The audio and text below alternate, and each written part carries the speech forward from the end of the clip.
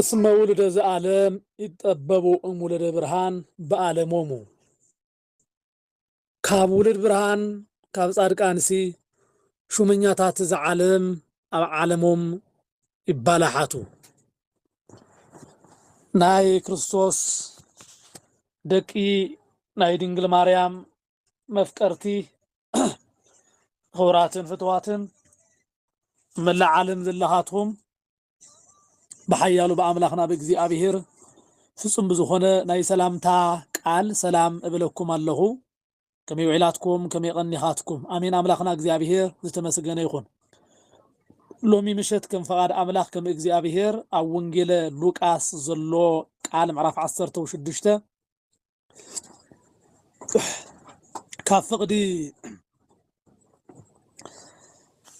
كافقدي شو منتزلو قال ملعالي غيرنا خن النغاغرينا ايش دمصن يربشن شي امتي كابدق برهانسي دق ذا عالم زيا اولدوم يبالحاتو يوم زبل قال علمو بزي قال تلعيلنا نا እግዚአብሔር ቃል خننغاغرينا قالونا منتان خردانا ام معرف 16 كفقد حدا زلو سلا زي قنع مغابي تناغر قال يمو ننببو بحبار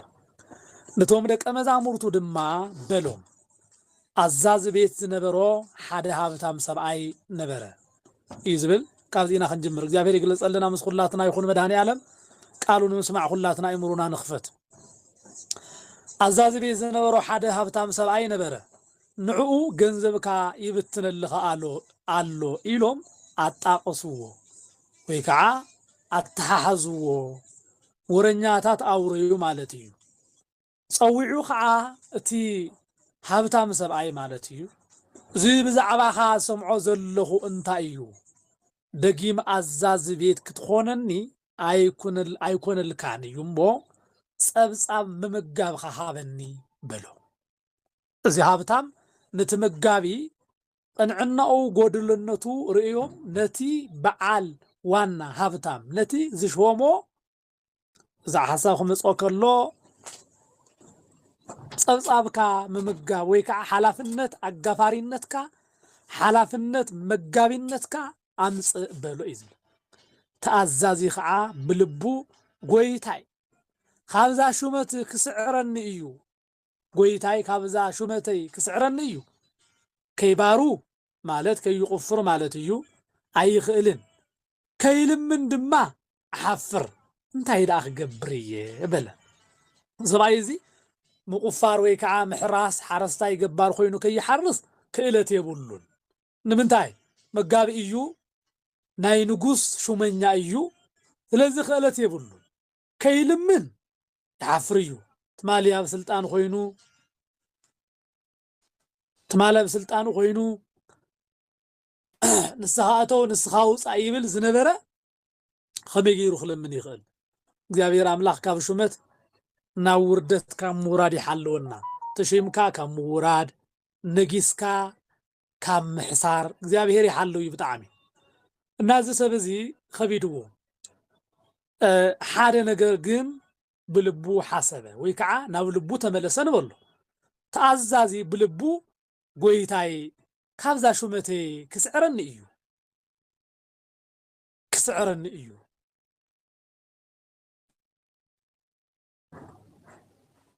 ጎይታይ ካብ ሹመተይ መስዓረኒ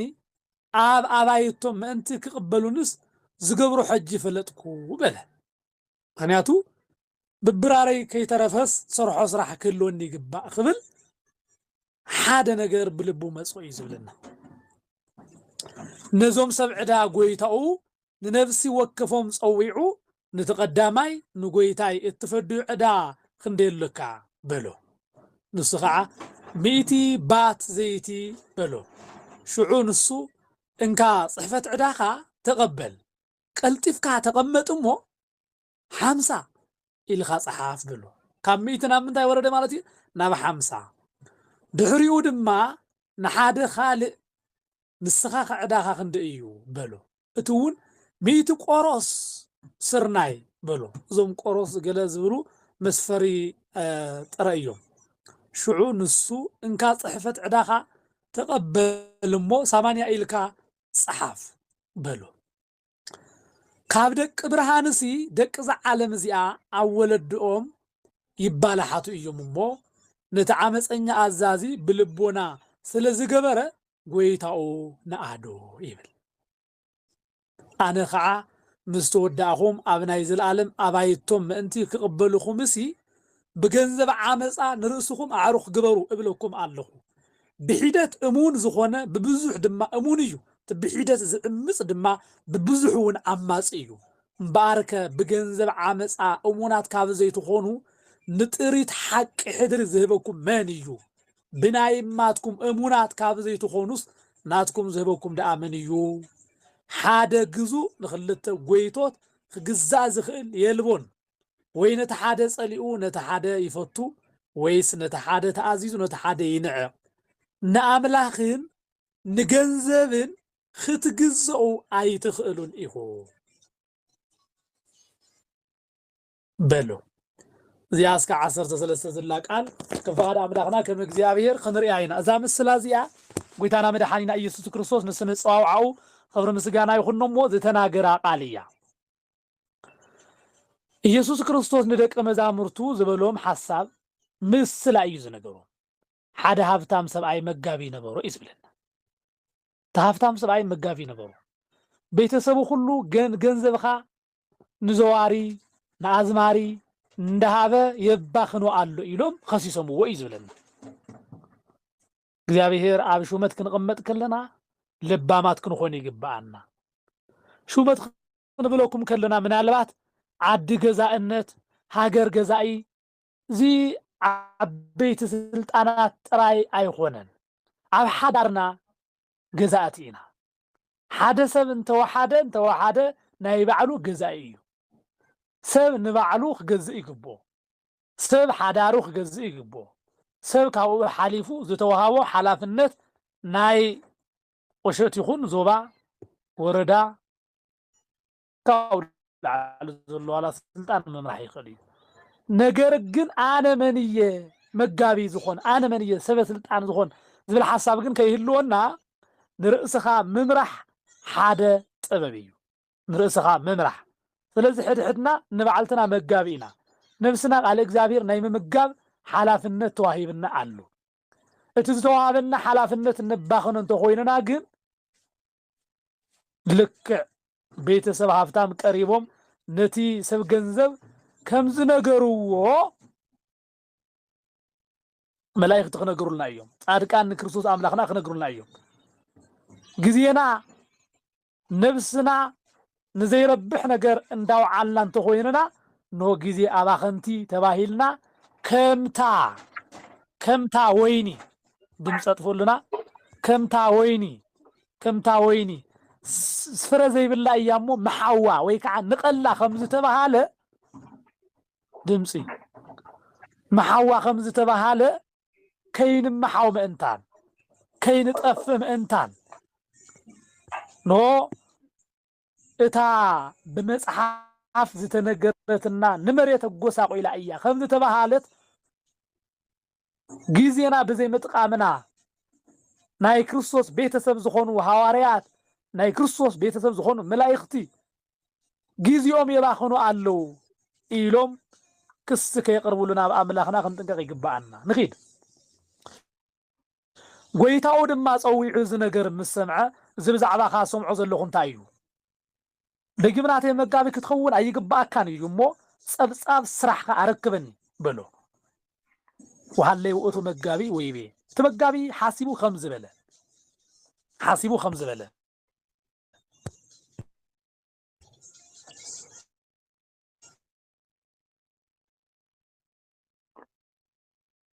ويخناجر ويطفل دمسي رتسلاسي شن أكرت هذه ما يكنت وزاز راسي أي راح وني كرتها እሺ ስለዘረብሽ ደለ አባይ ወንሽ ስለዘለ ካብ ደገ ይርብሽና ኢሊ እትመጋቢ ሓሲቡ ከም ዝበለ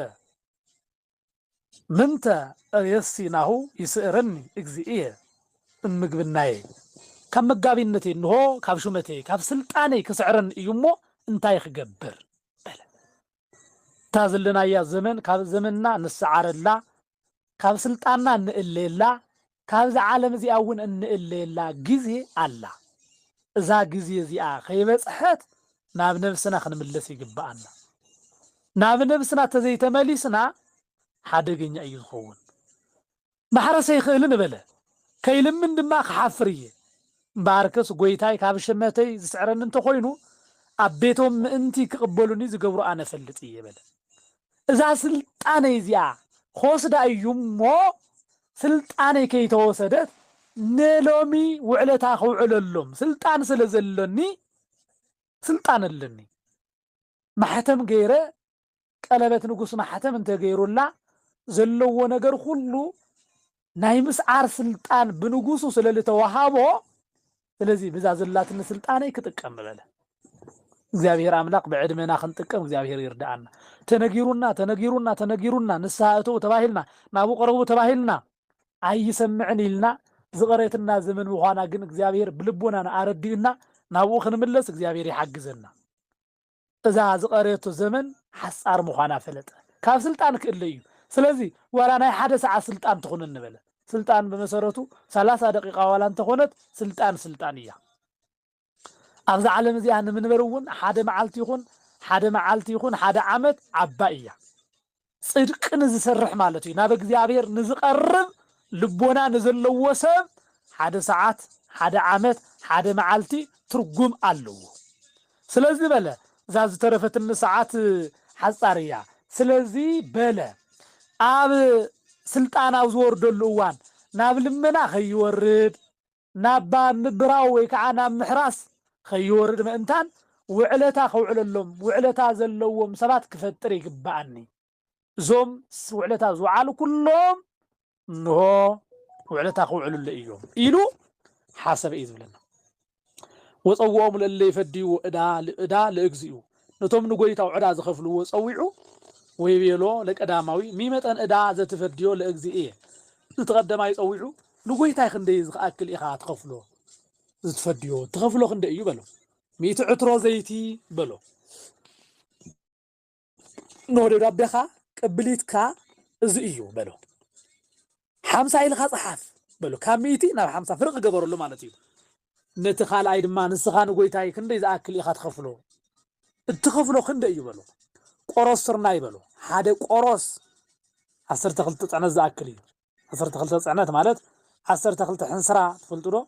12 ዓቤት ዝበሃል እውን ኣሎ ሓደ ቆሮስ በሎ ስለዚ ጽዕነት በቕሊ ወይ ከዓ 12 ጽዕነት በቕሊ እውን ይበሃል ጽዕነት በቕሊ እንሆ ደብዳቤ ዕዳኻ ካብ 100 እንታይ ኢልዎ 80 ኢልካ ጽሓፍ 20 ቀነሰሉ ማለት እዩ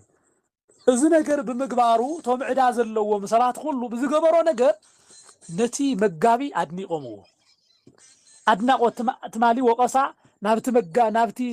ናብቲ ሰብሃብቲ ኸይዱ ከም ዝነበረ ሁሉ ሎሚ ከዓ ወረኸደ እዚ መጋብስያ ስራሑ ይሰርሕ ኣሎ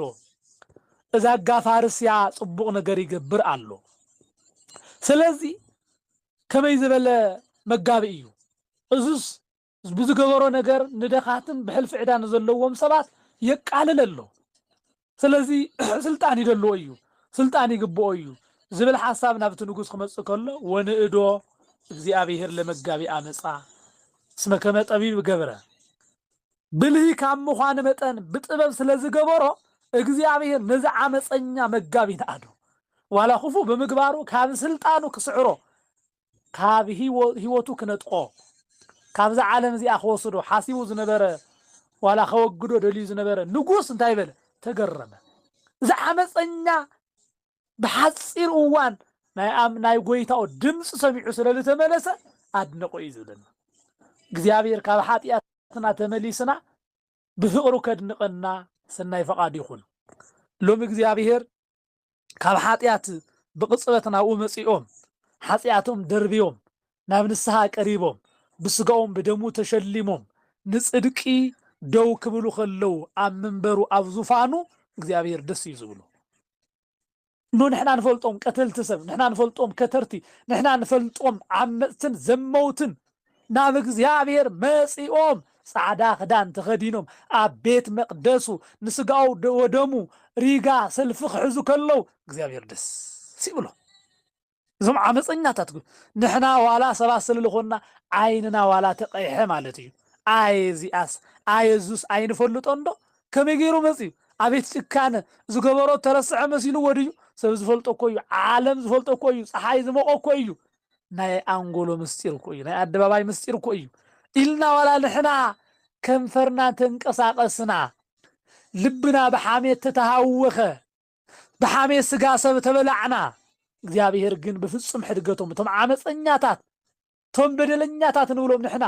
እግዚአብሔር ግን ልብን ኩሊትን ዝምርምር እዩ ሙሉ በሙሉ ሓዲጎም ናብኡ ክመጽ ከሎ አቤት ክንደይ ደስ ይብሎ አምላኽ ደስ ይብሎ እግዚአብሔር ነዚ እዩ እግዚአብሔር ነታ ዓመፀኛ መጋቢ አድነቆ እዩ ዝብል ንአዶ እግዚአብሔር ዝንእዶ ሃይማኖት ይሃልወና በሐቂ ንሕና ተጎዳእናዮ ሰብ ዝንእዶ ሃይማኖት ስለ ዝሓዝና እዩ ንሕና ዝተጎዳእና ንሕና ተጸገምና ሰብ ዘድንቆ አገልግሎት ስለልኾነ እዩ ሰብ ዝንእዶ አገልግሎት ብሰብ ዝውደስ አገልግሎት ዳአምበር ሕቡእ ዝኾነ አገልግሎት ንአምላኽ ሕጉሱ ንሰባት ናይ ሰባት ህይወት መሊሱ ብፍረ እንርእየሉ ዓቅሚ ብዘይ ምህላውና በሐቂ ዘሕዝን እዩ አገልግሎትና ሃይማኖትና ጾምና ምጽዋትና ሁሉ ስግደትና ሁሉ በእግዚአብሔር አምላኽ ዝናድ ክኾን ሰናይ ፈቃድ ይኹንልና ብሰብ ዝተነአደ ደአ ኣብ ብሰብ ተተደኒቕኹምስ ኣብ ቅድሚ ሰብ ዝገበርኹም ሁሉ አውንሆ አው ተኸፊሉኩም አሉ ተባሂልና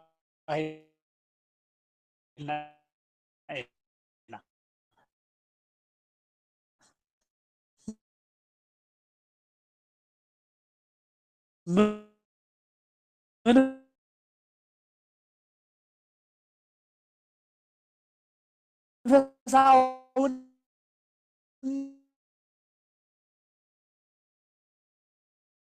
نت بحبوز بحبوز في السماء عمبر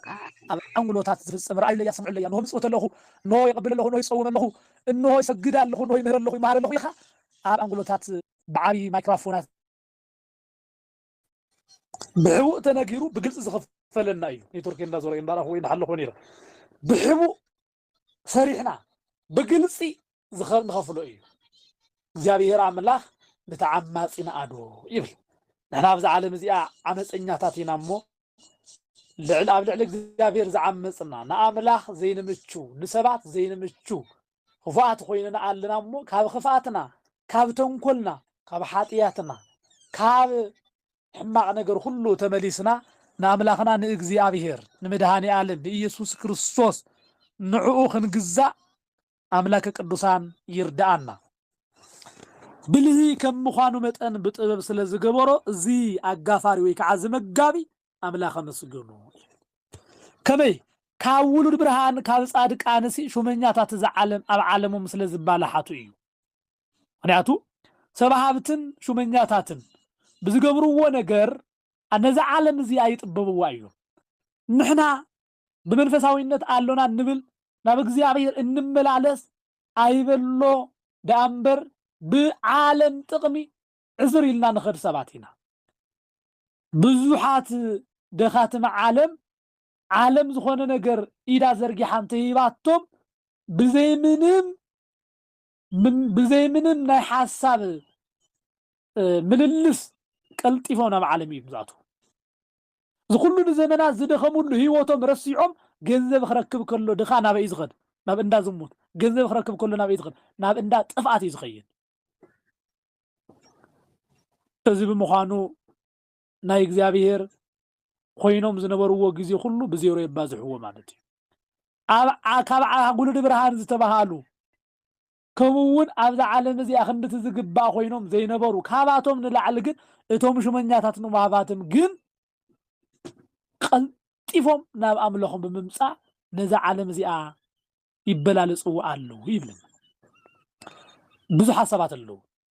أبز عالم زي أخم دليتهم خوينهم نيروم بزي مفلاتهم دحارجن بتخكل ناي እግዚአብሔር ቃል ናብ ህይወቶም ክመጽእ ከሎ ናብ ህይወቶም ክመጽእ ከሎ ንሕና 20 ዓመትና መጽሐፍ ቅዱስ እንዳተማሃርና ናይ ጸሎት ሰባት ኮይንና እንዳጾምና እንዳጸሎና እንዳመጽወትና ዝኹሉ ግዜ ነይርና ግን ንሕና ስጋው ደሙ ከይንቀበል ኩል ግዜ ናይ በላዕቲ ተመለኽቲ ስጋው ደሙ እንዳተቀበሉ ሰባት ማ ንሕና እቲ ስጋ አምላኽ ወሪዱ ናብ ዓውዱ ወይ ከዓ ናብ ብድርገት ወሪዱ ኢሉ ስጋው ደሙ እንዳርአናዮ ደቅ ካልኦት ኮይንና እቲ ስጋው ደሙ ምልስ ይብል አቤት ክንደይ ልብ ይሓዝን አነ ግን በሐቂ ዝብለኩም ቤተ ክርስቲያን ህዝብ ምልእ ኢሉ እንዳረፈደ ማለት እዩ ቀዳመ ሰንበት ዘቀድስ ብዝሓቱ ስጋው ደሙ ግን ህፃናት ጥራይ ተቀቢሎም ቶም ዓበይቲ ግን ቅዱስ ቅዱስ ስሉስ እንዳበሉ እቲ ካብ ሰማይ ዝወረደ ሕብሽቲ እቲ ንስጋን ንነፍስን መድሓኒት ዝኾነ ሕብሽቲ ስጋ አምላኽ ደም አምላኽ ገጾም እንዳራይ ዓይኖም እንዳራይ ናይ በላዕቲ ናይ ተመገብቲ ተመልኸቲ ኮይኖም ይምለስ ስጋው ደሙ ካብዚ ላዕሊ ዝሕዝነሎ መሲልኩም ባይዞም ኣብ ዓለም ዘሎ ወይ ከዓ ጻድቃን ዝተባሃሉ ኩል ግዜ ነግሀ ንኪዳን መሰየ ንወንጌል ዝመላለሱ እዮም እዚኣቶም ከይተቀበሉ ወነተ ስጋ አምላኽ ይምለስ እዞም ውልደ ጠብል እዞም ናይ ዓለም እዞም ዓመፀኛታት ዝተባሃሉ ግን ሓደ ግዜ ቃሉ ሰሚዖም ናብቲ ሓቂ ምስ በጽሑ ግን ከይወዓሉ ከይሓደሩ ንስሓትዮም እቶም ጻድቃን 20 ዓመት ዝኣክል ኮይኖም ኮፍ ኢሎም እንዳሃለው እቶም ሓጢአተኛታት ዝተባሃሉ ንስሓኦም ተቀቢሎም ስጋው ደሙ ይቀበሉ ሸዓም እቶም ጻድቃን እንታይ ይብሉ ዋይ እዚስ ከመይ ገይሩ ተቀቢሉታ እዚኣስ ኣበይ እንድያ ታይድያ ትሰርሕ ዝነበረት ብዝብል ዓመፅ ሰታሒዝና ዝተረፍና ብዙሓት ኢና ስለዚ ከዓ ሹመኛታት ዝዓለም ካብ ብርሃን ውሉድ ዝተባሃሉ ካብ ጻድቃን ብክርስቶስ ክርስቲያን እንደተባሃሉ ጻድቃን እንዳተባሃሉ ካብ ዝጽውዑ ንላዕሊ ኖ ዞም ሰባት እዚኣቶም ተጠቢቦም ወይ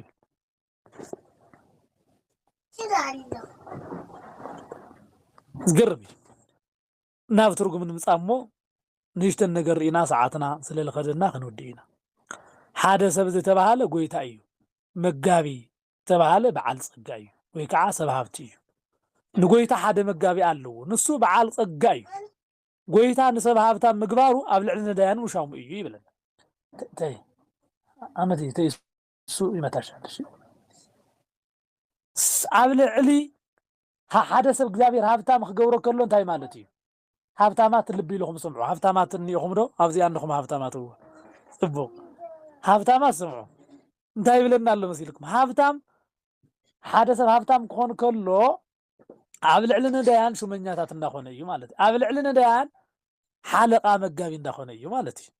ከከም ዓቕምና ሃብቲ ክባል ከሎ ጥዕና ሃብቲ እዩ ብመሰረቱ ንፃወታ እዩ እምበር ጥዕና ሃብቲ እዩ ደው ኢልካ ምኻድ ሃብቲ እዩ ካብ ዝለዓለ ሃብቲ የለን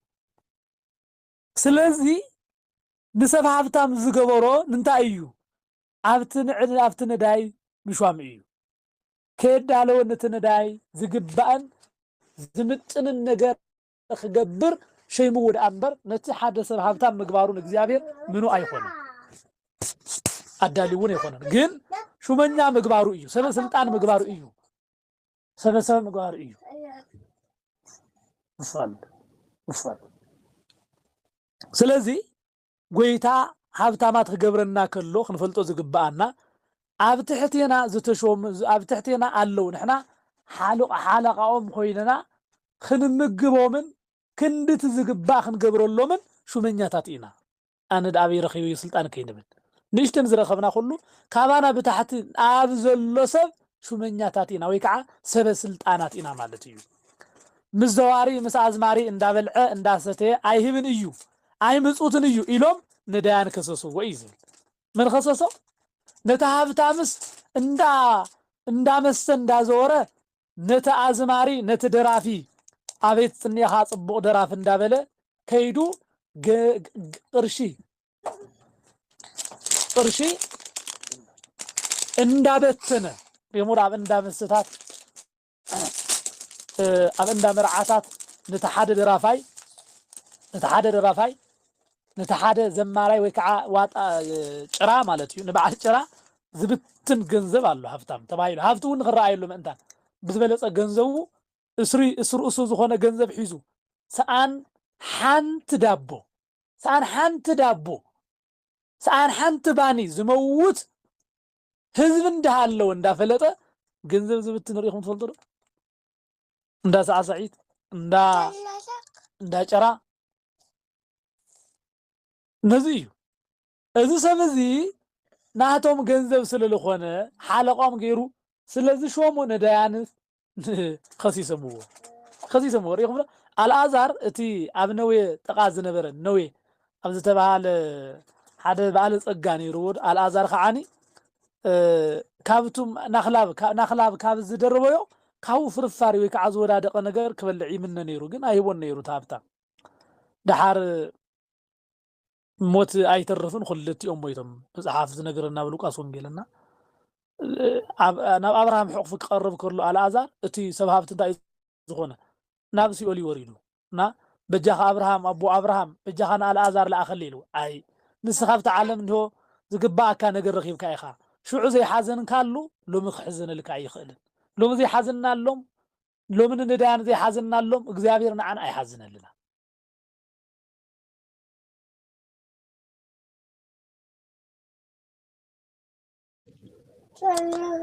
ገዛ ኔትወርክ ንሽተን የሸግረነሎ ጽቡቕ ትምህርቲ ነይሩ ንቐጽል ንሽተን ደቂቓ እስኪ እንውዳእ ምእንታ ስለዚ ቶም ነዳያን ከም ዝኸሱና እዩ ዘርእየና አልዓዛር ዘይረሓረሓሉ ነዌ ኣብታ ኣብታ ሲኦል ኮይኑ ግን ለሚኑ ኣይረኸብን ሪኽሞር ሕዝን ብሂወት እንዳሃለውና ኢና ለሚና ክንረክብ ንኽእል ስለዚ እንታይ ኢልዎ ኣቦ አብርሃም ኣይ ንስኻ ኣባትኩምን ኣባናን ኣብ መንጎና ዓብይ ፀድፊ ዓብይ ቅልቅል ኣሎ ኣብ መንጎና ከይንራኸብ ምእንታን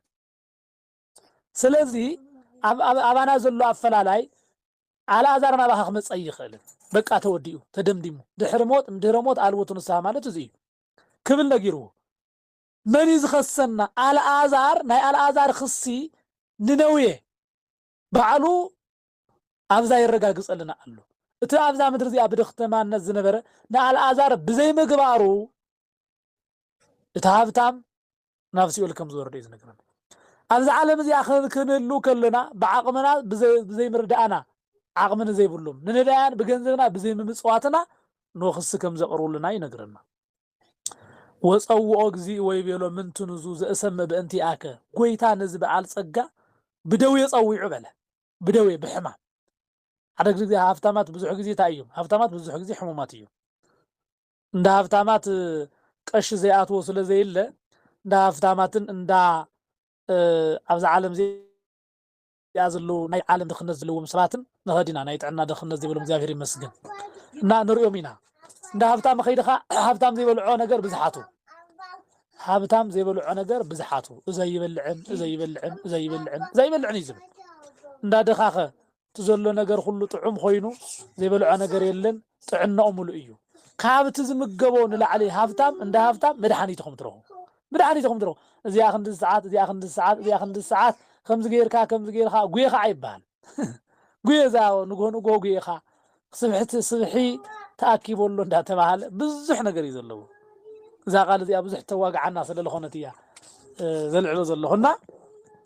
عند هافتام خيرنا نرخبو نحنا خيرنا نبلعو نجر ساتم خلعو يخل زي الدكتور خلخي لنا اللعد مالك حايل بزح نجر زي بلعو لنا تايز لنا بدوي يصويعو زاز بزح زي حماماتهم سمعوا زلخون تايو بلو انكس عقب حساب مقبناك سمعي تكونن انك مقابي ليته بارك سناتي مقابي كتخون ايقبعك كان يمو صاب شو متكاركبن هابتك هابني دوي اندحر مسيو حمام اندحر مسيو في سرح خايو فوق تستسرحه هابتي كواس تزلو جنزب كواس مكابت زي تخايلو جنزب انداك سر خايو خاز خيدنا سلازي هابت خا خوسو دي انا زاو كو هابتس نعالم اب عالم خوينا خطببلو دا امبر عالم كتطببلك اي نبر يلو جنز نغري نغرنا اركبن بلو اتبعال صقاغن أنا زحمة ميزي كاب زحمة ميزي زبلو كله زحمة ميزي كاب زحمة ميزي أخذ حند أمبر እንዳ ማርያም ጸበል ኸይደ ተጸቢለ ኸድሕ እንዳ ኣምበር ድሕርሕዝስ ኖ ብትገንዘበ ብትናይ ዓመፃ ገንዘበ ዋላ ናይ ድኻ ሃብተ ናይ ድኻ ማሃያ ኣትሪፈ ሸራሪፈ ናተይ ዘይኮነ ገንዘብ ኣካኪበ ዘምፀኽዎ ሃብቲ ናይ ዓመፃ ገንዘብ እዩ ብዚ ናይ ዓመፃ ገንዘብ ግን ነዳያን መጊበ ኖ ጽድቂ ክግዝእ ዝብል ሰብ ኣሎ በዚ እዩ ብዓመፃ ገንዘብ ጽድቂ ግዛእ ዝብል ዘሎ ማለት እዩ እቲ ሃብታም ወይ ከዓ እቲ መጋቢ ዝበሎ እቲ በዓለ ፀጋ ሓሰበ ምንተ ርእሲ ናሁ ይስእረኒ እግዚእ ምግቢ እናይ ጎይታይ ብደዌ ወቂዑ ኣብ ዓራት ከውዕለኒ እዩ ከምውን ብስጋ ሓሚመ ናብ ሞተይ እውን ክወርድ እየ ኖ ጎይታይ ነብሰይ ካብ ስጋ ይክፈልያ እዩ እሞ እንታይ ክገብር በለ እዩ ኣብ ገሃነመ እሳት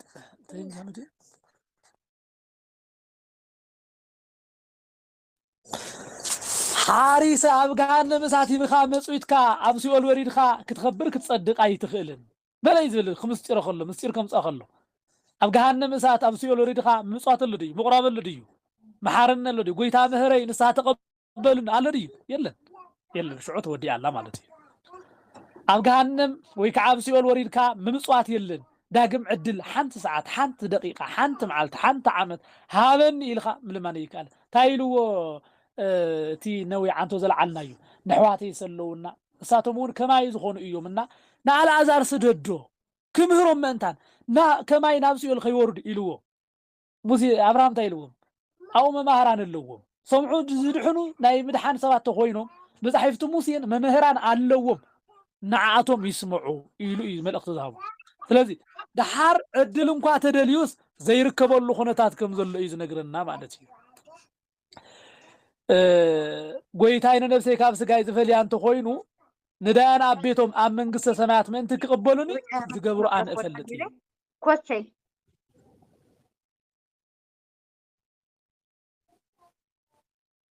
ኣዴንዶ እሺ ንዳያን ኣቤቶም ኣብ መንግስተ ሰማያት ምእንቲ ክቕበሉኒ በለ ምስክራን ናይ መንግስተ ሰማያት መሰኻኽር ምን እዩ እንታይ ዝብለና ዮሐንስ ኣብ ማቴዎስ ወንጌል እንታይ ገይርናልካ ይብልዎ ወዶ معاذ حميمكا ريناكا معاذ طميخا مجيبناكا معاذ طميخا ستيناكا إلهم زرزر يبقروا تم شدشت قالات تم شدشت حق وانجيل ينقروا دحارتا يزلهم نتوم نؤسات نتوم نديان سلل جبركم نعاي غيركم يهم إذا نتوم حد ياتنياتك نعاي نتوم نديان سلل جبركم نعاي أي جبركم من إلو كم زبرهم سلزي بلا قدم مواتي نفسين سجاين قدم مفلالين بعمص أجنزب نديان مجيبة نديان مسكرات خوينوني عبيت منجس ويك عب منجس السماوات منتي أملاك قبلني مساخ آخر خونون من إنتان زي أخ جبر يلو حسبين نديان إيد إجري زي بلوم كلو إيد إجري نزلوا عين زي بلوم كلو عين نزلوهم سلس سرحلو نساتهم سرحوا خوينهم أيكونه مسك نديان أب نديان منجس السماوات قبل كله انتهي دعاء تتباهلو منجس السماوات بأم مخنيات سلت ورسي نهون نديان مجيبنا النورسا منجس سلل خواناتي ثلاثي بلا وصوؤمو لألا يفديو إدا لإغزيو نتوم بدخنت زنبرو نديان صوعو نتوم بدخنت زنبرو نسخان تأيوز أقمخا بلو عداخا خند أيو زبلو تايلو ترقي مقولو عداخا خند أيو صقمخا انت أيو صقمكا نقر انت أيو بلو ويبيلو نسوخ عني لخدان يبلن قلب يبلن مقب يبلن تو مسارتاوي نقرات ثلاثة حدث زدليو ثلاثة نقرات جزاء مقبي مسألة زياتهم بمليو مالتيو زياتهم كله يبلين بلو السوخة تايبل كاب لبسي كاب مقبي حاديو أنا كخلك أي بلو ملوك أي صيلو ملوك خلك أي بزمن دمو نتخال أي دم أنت أيو صقمخا صقمكا نقر انت أيو بلو نسوخة السور كدانك اللي بعلني جت أباب متأمتميا يبلين بلو تاي مالتي زي زيوم ناي بيتك نسبات خدنو ويوم مفزحت يوم بيتك نت جت أباب زبالو يكعبوشتي زقبر كمون متأمتمي كم زفلت مالتيو كم متأمتميا خاب إيدة طبب حاديو خلك أي بلو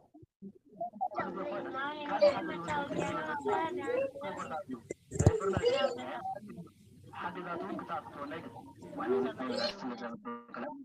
التي نبرو تسبحت كانت أي متسبحون لهم يمتبعتهم زي مفتحون سبع قلوب زي الكون كبيت سجنت ساعتين كم زلوا نقفلنا من يا تربيتنا زلا